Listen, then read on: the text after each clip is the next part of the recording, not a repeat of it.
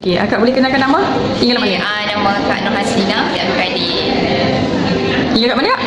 Tinggal kat Pasir Gudang. Pasir Gudang. Okey, dengan kata akak dulu pernah ada SLE kan? Berapa lama kena SLE tu? Okey, sebenarnya sakit tu dah lama kena, tapi sebab bila doktor diagnose pun dalam dah 2 tahun lah, setahun lebih macam tu.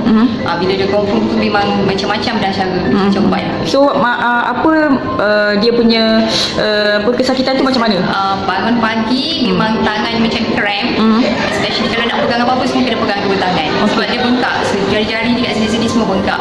Dan lutut ni kalau nak semayang subuh tu sangat-sangat susah. Berapa lama kak menderita?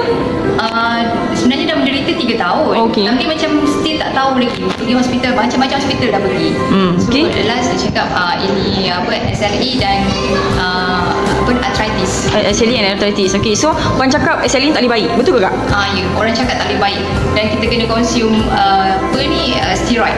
Tapi so far sebab saya tak nak ambil steroid, so saya cuba. So bila diperkenalkan pada produk ni dengan Forever ni, setelah saya consume 2 minggu saya dah nampak dah tak ada rasa sakit-sakit. So saya teruskan sampai 2 bulan, alhamdulillah memang dah tak ada.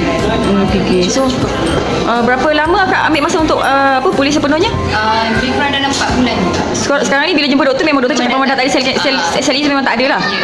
Oh, okey. So apa perasaan akak lepas dapat jumpa penawar tu? Alhamdulillah, sangat-sangat bersyukur dan saya harap saya sebab suka sangat share dengan orang macam tak ada penyakit yang tak ada ubat. Kan? So apa kata-kata akak untuk orang kat luar sana yang skeptikal sangat tentang suplemen? Sebenarnya jangan rasa takut untuk mencuba, especially macam untuk Forever ni sebab dia bahan organik, so memang untuk sangat-sangat sesuai untuk segala penyakit-penyakit sendi especially. Okay, so macam mana akak boleh percaya dekat produk Forever ni sebelum ambil tu? Yalah, sebab selama ni kan ramai orang dia skeptikal kan, so macam mana akak boleh percaya?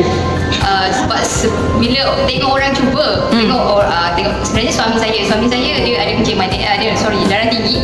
So bila tengok dia punya darah tinggi okey dan dia makan tu perut yang buncit jadi pipis. Sebenarnya situ start bila kita banyak sangat makan ubat badan naik. So saya rasa macam nak. So saya nak try makan.